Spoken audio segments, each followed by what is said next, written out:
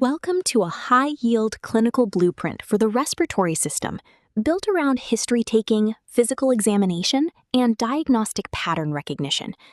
Respiratory medicine remains one of the most heavily tested clinical domains across MBBS, USMLE, NEAT-PG, FMGE, MRCP, PLAB, and AMC examinations, precisely because it rewards systematic, mechanistic thinking over rote memorization.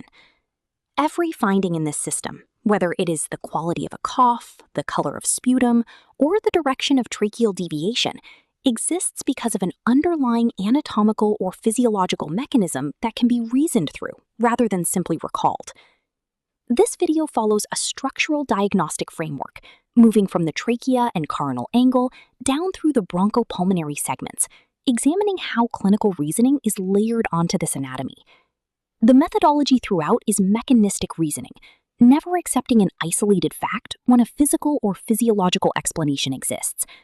By the end of this video, you will be able to take a structured respiratory history, perform a systematic physical examination, and cluster your findings into recognizable diagnostic patterns, transforming what might otherwise be an overwhelming list of clinical signs into a coherent, exam-ready framework applicable to virtually any respiratory case you encounter.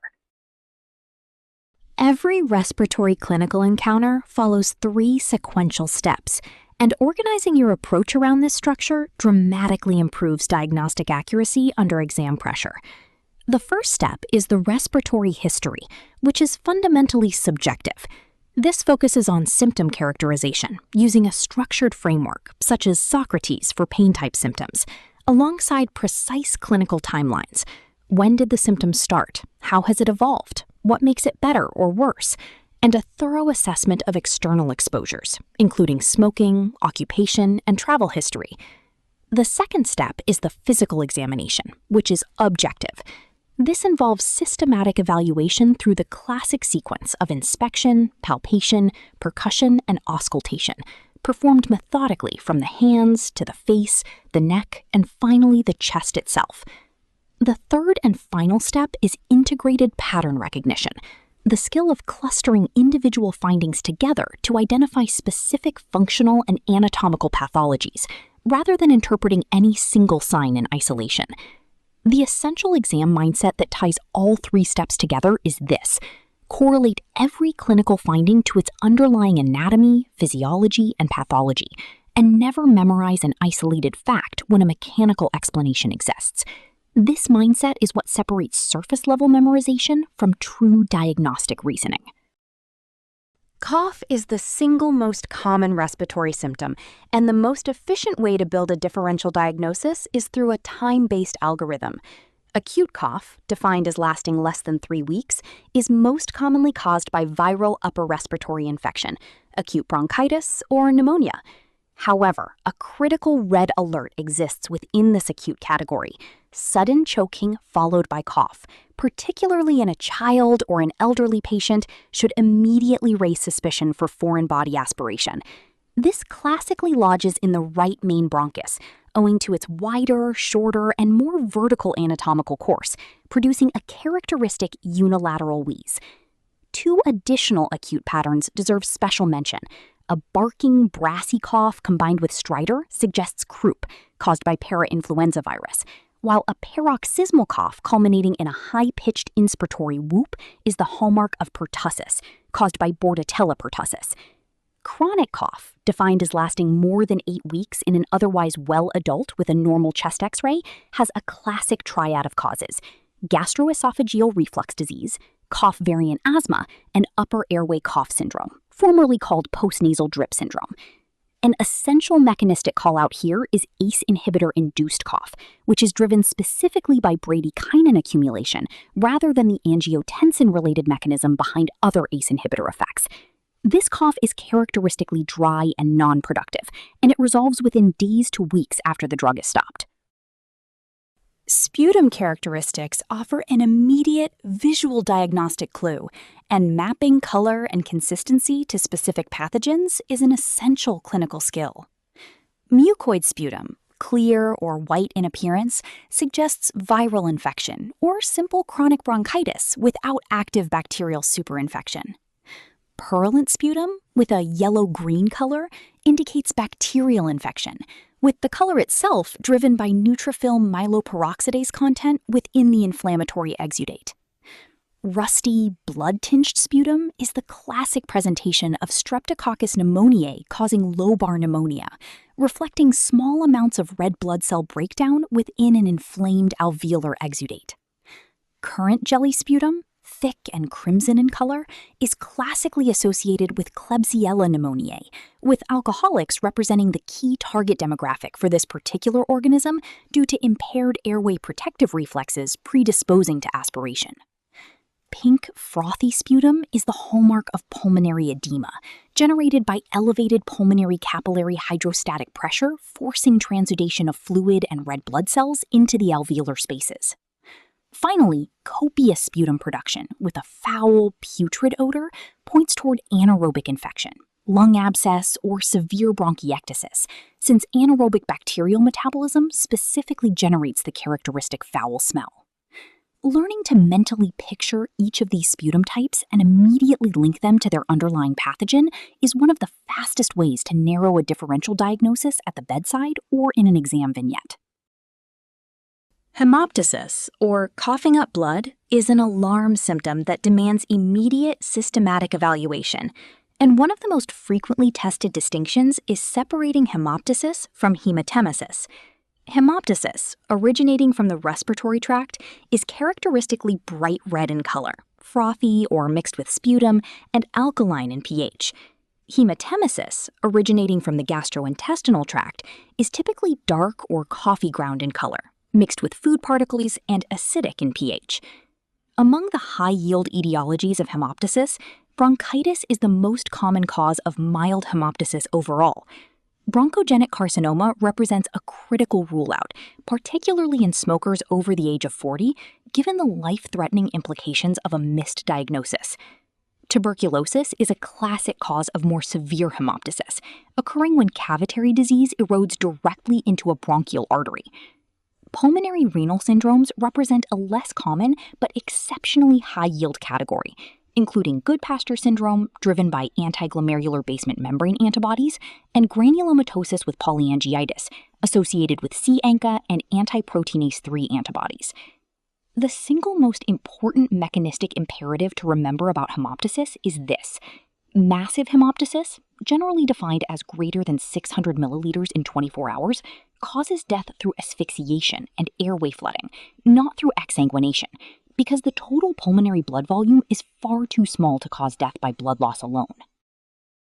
Dyspnea, or breathlessness, can be mechanically altered by spatial orientation, and recognizing these positional profiles offers remarkably specific diagnostic information. Orthopnea describes dyspnea that worsens when supine, with the underlying pathophysiology being left heart failure or severe COPD. The mechanism involves fluid redistributing from the periphery into the central circulation when lying flat, and this is quantified clinically by the number of pillows a patient requires to sleep comfortably. Paroxysmal nocturnal dyspnea describes sudden waking from sleep with severe breathlessness, with severe left heart failure as the classic underlying cause.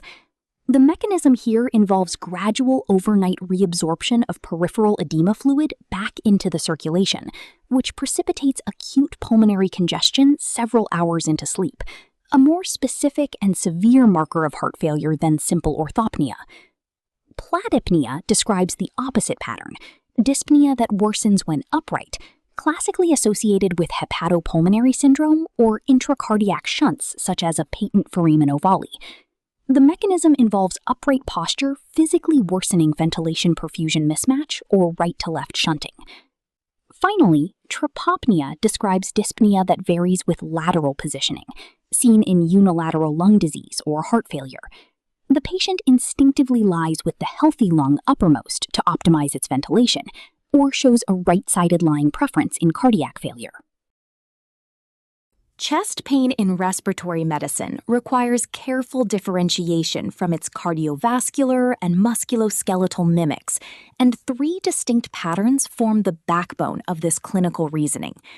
Pleuritic respiratory chest pain is sharp and well localized, and it characteristically worsens strictly with inspiration or coughing. The underlying mechanism is irritation of the pain-sensitive parietal pleura, transmitted through the intercostal and phrenic nerves. Classic causes include pneumonia, pulmonary embolism, and pneumothorax.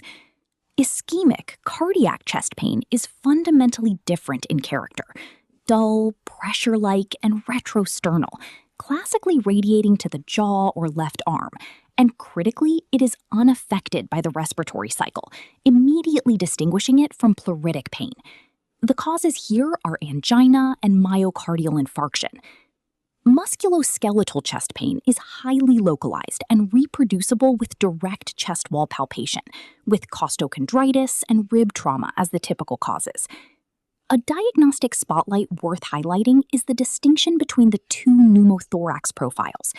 Primary spontaneous pneumothorax classically occurs in a tall, thin young male due to rupture of an apical pleb, while secondary spontaneous pneumothorax occurs in an older patient with underlying COPD architecture, where pre-existing emphysematous changes predispose to rupture. Mastering this three-way differentiation of chest pain is essential for rapid triage in both clinical practice and exam vignettes. Beyond symptom characterization, 3 external history domains are essential for correlating exposures with underlying pathophysiology.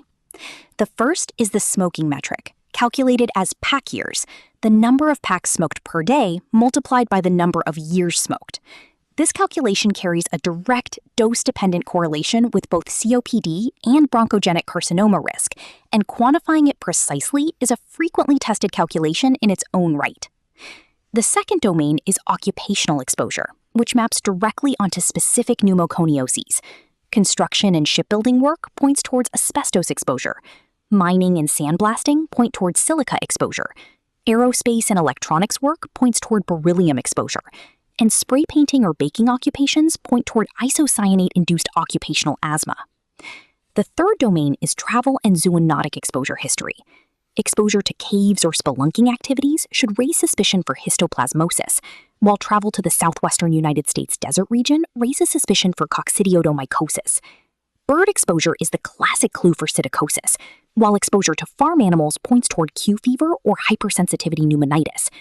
Systematically asking about all 3 of these domains in every respiratory history, smoking, occupation, and travel, transforms a generic differential diagnosis into one precisely tailored to the patient in front of you.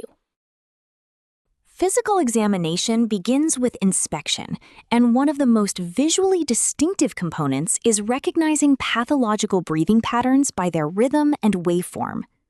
Kussmaul breathing is deep, labored, and rapid, classically associated with severe metabolic acidosis, such as diabetic ketoacidosis, representing the body's maximal respiratory compensation to blow off excess carbon dioxide. Cheyne-Stokes breathing shows a crescendo-decrescendo pattern, alternating with periods of apnea, classically seen in severe heart failure, brain lesions, or at high altitude. And the underlying mechanism is a delayed chemoreceptor feedback loop, where the respiratory center responds too slowly to changing blood gas levels. Biots, or ataxic breathing, is irregular, with random periods of apnea lacking any crescendo-decrescendo pattern, classically associated with severe brainstem damage and representing a critical, poor prognostic sign of neurological failure. Finally, pursed lip breathing is classically seen in emphysema, in patients often described as pink puffers. This is an instinctive adaptation where patients create back pressure with their lips specifically to prevent dynamic airway collapse during expiration, a direct, visible application of the compliance and elastic recoil physiology that defines emphysema. Recognizing each of these breathing patterns by sight or sound alone can localize a diagnosis before a single instrument touches the patient. Peripheral inspection of the hands and face yields 2 of the most consistently tested findings in respiratory medicine, cyanosis and clubbing. Central cyanosis, visible in the lips and tongue, indicates significant systemic hypoxemia, generally requiring more than 5 grams per deciliter of deoxygenated hemoglobin to become visible, or right-to-left shunting. Peripheral cyanosis, visible only in the fingers and toes, instead reflects vasoconstriction, low cardiac output, or simple cold exposure, with the central mucosa remaining warm and pink, distinguishing it clearly from true systemic hypoxemia. Clubbing is assessed using Shamroth's window test. Normally, opposing the dorsal surfaces of corresponding fingers reveals a small diamond-shaped window between the nail beds, and this window disappears with clubbing. The proposed mechanism involves megakaryocyte fragments bypassing the pulmonary capillary filter and releasing systemic growth factors, including platelet-derived growth factor and vascular endothelial growth factor, directly at the digits. An essential exam trap to remember: clubbing causes include lung cancer, pulmonary fibrosis, cystic fibrosis, and bronchiectasis, but notably not simple COPD. If a COPD patient presents with clubbing, this should immediately prompt active investigation for a coexisting malignancy rather than attributing the finding to COPD itself. Palpation of the trachea provides one of the most mechanically elegant and frequently tested signs in respiratory examination, governed by a simple rule of pressure and volume. When a process adds volume or pressure to one side of the chest, such as a tension pneumothorax, where air progressively accumulates, or a large pleural effusion, where fluid accumulates, the trachea is pushed away from the affected side. Tension pneumothorax specifically represents a true medical emergency requiring immediate needle decompression, and tracheal deviation away from the affected side is one of its critical, life-threatening clinical signs. Conversely, when a process causes volume loss, such as lung collapse from atelectasis or severe pulmonary fibrosis, the trachea is pulled toward the affected side. This single piece of directional logic, push away for expansion, pull toward for volume loss, allows rapid bedside localization of pathology. A second essential rule governs tactile vocal fremitus. Solid tissue, as found in consolidation, amplifies vibration, producing increased fremitus, while fluid or air, as found in effusion or pneumothorax, insulates and dampens vibration, producing decreased fremitus. Together, these two rules of physics, the tracheal tug-of-war and the fremitus rule, form the mechanical foundation for nearly every subsequent finding in respiratory examination. Percussion translates tissue density directly into sound, and visualizing this relationship as a spectrum makes the findings far easier to remember and apply. At one extreme, hyperresonant percussion reflects the lowest possible tissue density, air, and is the classic finding in pneumothorax and in the hyperinflated lung tissue of emphysema. Moving along the spectrum, resonant percussion represents normal, healthy, aerated lung tissue, the baseline against which all other findings are compared. Dull percussion reflects increased solid tissue density, the classic finding in consolidation from pneumonia, as well as in lung collapse. At the far extreme of the spectrum lies stony dull percussion, reflecting dense fluid, and this finding is exclusively associated with pleural effusion. This stony dull versus simply dull distinction is consistently flagged as an examiner favorite, precisely because candidates often fail to distinguish the markedly flatter, denser stony dull note of an effusion from the comparatively milder dullness of consolidation. Training your ear and your clinical reasoning to place every percussion finding correctly along this density spectrum, from air through normal tissue to solid tissue to fluid, is one of the most efficient ways to build confidence in physical examination. Auscultation generates the richest collection of examination findings, and organizing them by their underlying structural pathology brings clarity to what can otherwise feel like an overwhelming list of sounds. Vesicular breath sounds are soft and rustling, with a longer inspiratory phase, representing the normal baseline. Bronchial breath sounds are harsh and hollow, normal only over the central airways, but when heard in the peripheral lung fields, they strictly indicate consolidation, since dense tissue transmits these harsher central sounds outward. Among crackles, fine or Velcro crackles are heard at end inspiration and indicate fibrosis or early pulmonary edema, while coarse crackles indicate retained secretions. A useful clinical pearl, crackles that clear with coughing indicate simple airway secretions, while crackles that persist despite coughing indicate structural consolidation or fibrosis. Wheeze is heard predominantly on expiration, with a polyphonic wheeze indicating diffuse disease, such as asthma or COPD, and a monophonic wheeze indicating a focal fixed obstruction, such as a tumor or foreign body. Stridor, by contrast, is a harsh, predominantly inspiratory sound, indicating upper airway emergency and demanding immediate attention. Finally, a pleural friction rub produces a grating, leathery sound during both inspiration and expiration, generated by inflamed pleural surfaces rubbing together. And importantly, this rub disappears once effusion fluid accumulates and physically separates the two pleural layers. Vocal resonance testing exploits the same acoustic principle as bronchial breath sounds, that consolidated lung transmits sound far more efficiently than normal air-filled lung, and 3 specific named findings make this measurable at the bedside. Bronchophony is tested by asking the patient to say 99 while auscultating. Over normal air-filled lung, the spoken words remain muffled and indistinct, but over consolidated lung, they become unusually loud and clear through the stethoscope. Whispering pectoriloquy takes this principle even further.